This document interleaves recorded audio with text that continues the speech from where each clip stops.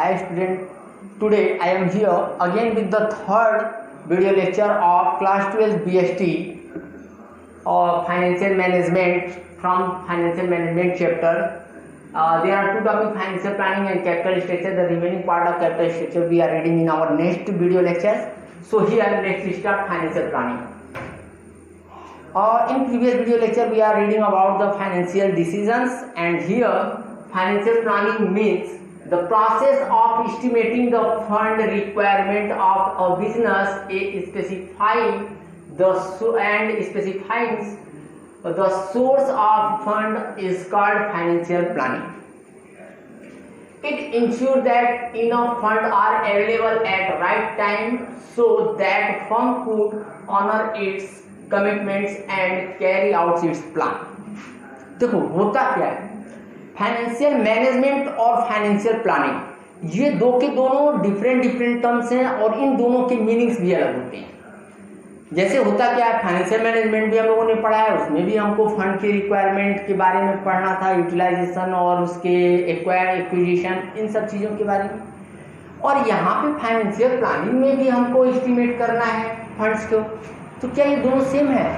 ऐसा कुछ नहीं है, ये दो के दोनों अलग अलग चीज़ हैं। फाइनेंशियल मैनेजमेंट में मैनेजमेंट किया जाता है फंड्स का, और ये प्लानिंग में प्लान किया जाता है।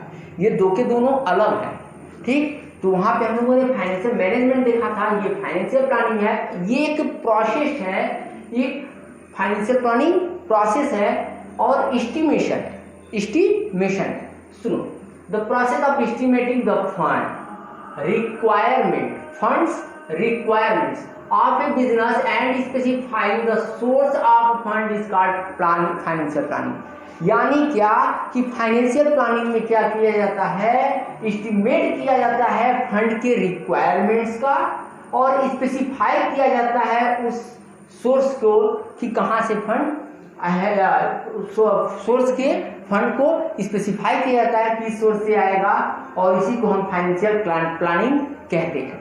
यानी क्या कि फाइनेंशियल मैनेजमेंट में कहाँ से एक्विजिशन कैसे किया जाएगा और उसका यूटिलाइजेशन कहाँ जाएगा, ये पढ़ा जाता है। यहाँ पे हम एस्टिमेट करते हैं कि हमको फ्यूचर में कितना हमको फंड की रिक्वायरमेंट पड़ेगी और वो सोर्स कौन सा होगा, ठीक। और ये इंश्योर करता है कि फंड राइट टाइम पे अवेलेबल होगा, जिससे कि फंड कंपनी अपनी जो भी कमिटमेंट्स दी हुई है उस कमिटमेंट्स को क्या करे, कमिटमेंट्स को फुल करे, ठीक, फुलफिल कर सके। यानी कि financial planning is the process of estimating of the funds requirement and कितने फंड की रिक्वायरमेंट पड़ेगी। अगर मान लो कंपनी कोई एक प्रोजेक्ट ले रही है, उस प्रोजेक्ट के अकॉर्डिंग इन चीज़ों की रिक्वायरमेंट पड़ेगी, तो उसके लिए कितना फंड लग जाएगा, ये एस्टिमेट करना फाइनेंशियल प्लानिंग का काम है, ठीक। और उस सोर्स और स्पेसिफाई करना कि कौन से सोर्स से हम फंड ले आएंगे। अब एक्विजिशन वो दूसरी चीज हो गई, ठीक। इट इंश्योर, और ये इंश्योर करता है फाइनेंशियल प्लानिंग की right enough fund right time पे अवेलेबल हो जाए, जिससे फर्म जो भी कमिटमेंट्स की हुई है उसको ऑन टाइम क्या करे, उसको पूरा कर सके और उसको अपने प्लान को कैरी आउट कर सके। और देखो इसके बाद ऑब्जेक्टिव ऑफ फाइनेंशियल प्लानिंग, तो ऑब्जेक्टिव ऑफ फाइनेंशियल प्लानिंग होता है to ensure availability of fund at right time. ये इंश्योर करता है फाइनेंशियल प्लानिंग का मेन ऑब्जेक्टिव। ये दो ऑब्जेक्टिव है, इसमें पहला ऑब्जेक्टिव है कि फाइनेंशियल प्लानिंग क्या करता है, फाइनेंशियल प्लानिंग ये इंश्योर करता है कि राइट टाइम पे फंड क्या हो, अवेलेबल राइट टाइम पे। और second, see that the firm does not raise fund or we can say resource unnecessarily.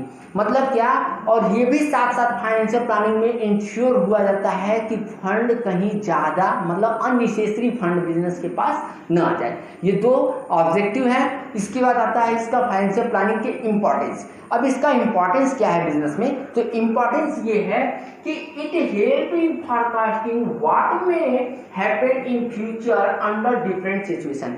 Business में बहुत सारे सिचुएशंस आते हैं, मतलब क्या, कभी बिजनेस का सिचुएशन ऐसा होता है कि बहुत अच्छे कंडीशन में होती है, कभी बिजनेस क्या होती है, लो कंडीशन में होती है।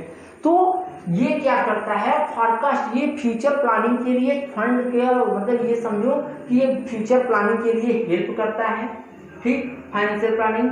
It help avoiding business shocks and surprise. Business में जो भी शॉक्स एंड सरप्राइजेस आने वाले हैं उनको ये क्या करता है, अवॉइड करता है, ताकि बिजनेस में क्या हो, अचानक से, जैसे अब क्या है, अचानक से फंड की रिक्वायरमेंट पड़ने वाली है, फंड पता चला हमने प्रोजेक्ट बना लिया और कहीं से प्लान किए नहीं, सोचे थे कहीं से पैसा आ जाएगा और आया ही नहीं, प्रॉपर प्लानिंग नहीं है, तो बिजनेस के साथ से सरप्राइज को भी अवॉइड करता है। It help coordinating various business function, जैसे क्या है, सेल्स के एस्पेक्ट में और प्रोडक्शन के एस्पेक्ट में, ये सारे एक्सपेक्टेंस में ये क्या करता है, हेल्प करता है, कोऑर्डिनेट करता है बिजनेस को। ठीक, ये लिंक स्टेब्लिश करता है प्रेजेंट और फ्यूचर में। प्रेजेंट में हमारे पास ये फंड है, फ्यूचर में क्या होगा, ये एक लिंक स्टेब्लिश करता है फाइनेंशियल प्लानिंग का। ठीक, it provide link between investment and financing decision. ये फाइनेंसिंग डिसीजन और इन्वेस्टमेंट डिसीजन में भी क्या करता है, आपको लिंक मिलता है कि आप कितना फंड आपके पास आएगा, कितना हम डिस्ट्रीब्यूट करेंगे, इन्वेस्ट कहाँ करना है, तो एक ये मतलब ये लिंक प्रोवाइड करता है। ठीक, तो ये 1 नंबर में या 2 नंबर में पूछा जा सकता है, what is the objective of financial planning, आप लिख सकते हैं इसको, ये इंपॉर्टेंस है और ये फाइनेंशियल प्लानिंग, इस टॉपिक को भी आप अच्छे से कवर कर लीजिएगा। Now capital structure, capital structure it is the also a important topic from this chapter, क्योंकि ये देखो चैप्टर जो है 7 से 10 नंबर तक के क्वेश्चंस को कवर अप करता है, इस वजह से टॉपिक तो सारे इंपॉर्टेंट हैं, आपको पढ़ना तो है ही।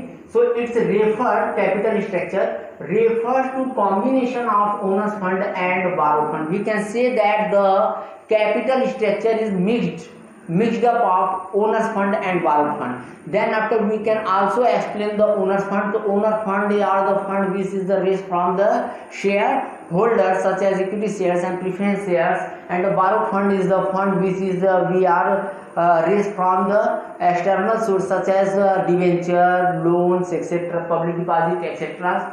And it will be said to be optimal when the proportion of debt and equity in such that result in an increase the value of equity share. Means capital structure को तब optimal माना जाता है जब डेब्ट और equity का proportion के रिजल्ट के अकॉर्डिंग जो इक्विटी की प्राइस है यानी जो वैल्यू है वो क्या हो, इंक्रीज हो। एक अच्छा कैपिटल स्ट्रक्चर तभी माना जाता है जब क्या हो कि इक्विटी की वैल्यू क्या हो, इंक्रीज हो। ठीक, तो यही यहाँ पे बोला गया है, it's said to be optimal when the proportion of डेब्ट and equity in such the result in an increase the value of equity share। और हम लोगों ने डिफिनेशन में पहले ही पढ़ा है कि ये ओनर फंड और बारो फंड का दोनों है। जैसे क्या है, we can also explain that the owners fund have less risk and their flotation cost is more, but the flotation cost of, we can say that the debentures are debt are very low, but they are more risky because they are getting a fixed return in their investment, but the equity share means the shareholders are not getting a fixed rate। So उसको भी explain करके हम लिख सकते हैं, it can be calculated means capital structure को ऐसे भी डेब्ट इक्विटी रेशियो में कैलकुलेट किया जाता है। डेब्ट अपॉन इक्विटी को कैपिटल स्ट्रक्चर भी बोला जाता है। कैपिटल स्ट्रक्चर में ओनर फंड एंड प्लस बारो फंड होता है। ठीक, ओनर फंड क्या होता है, equity share, preference share, reserve and surplus, retained earning, ये हमारे ओनर्स फंड होते हैं। बारो फंड क्या होता है, long term loan, public deposit etcetera. तो ये हमारा कैपिटल स्ट्रक्चर था। यानी हमने क्या किया है, हमने आपको बताया कि फाइनेंशियल प्लानिंग जो होता है वो प्रोसेस होता है एस्टिमेटिंग का, और एस्टिमेटिंग इसमें क्या होता है, बिजनेस के रिक्वायरमेंट का एस्टिमेट किया जाता है कि कितने फंड की रिक्वायरमेंट पड़ेगी, और इंश्योर हुआ जाता है कि ये फंड राइट टाइम पे अवेलेबल होंगे जिससे बिजनेस की कमिटमेंट्स जो भी हैं या जो अपनी एक्टिविटीज़ को कैरी आउट इजली कर सके। इसके दोनों ऑब्जेक्टिव को हमने देखा कि राइट टाइम पे फंड अवेलेबल हो और इंश्योर हुआ जाता है इसके से, और इसके बाद ये fund does not raise unnecessary fund न रेज कर, इसके लिए फाइनेंशियल प्लानिंग की जाती है। इसके इंपॉर्टेंस देखा। कैपिटल स्ट्रक्चर में बताया कि ये मिक्स होता है ओनर फंड बारो फंड का। इसके बाद हम ओनर फंड को एक्सप्लेन कर सकते हैं, बारो फंड को एक्सप्लेन कर सकते हैं। लेकिन ये कैपिटल स्ट्रक्चर में जो मोस्ट इंपॉर्टेंट थिंग ये है कि कैपिटल स्ट्रक्चर को तब ऑप्टिमल माना जाता है जब क्या होता है कि इसके रिजल्ट से इक्विटी शेयर की वैल्यू क्या हो, इंक्रीज होती है, ठीक। और इसको इट कैन बी कैलकुलेटेड, इसको ऐसे भी कैलकुलेट किया जाता है, इक्विटी रेशियो, डेब्ट एंड इक्विटी रेशियो में डेब्ट and fund equity, capital structure, owners fund and borrow fund. So thank you. In next video lecture we are talking next topic. Please like and comment.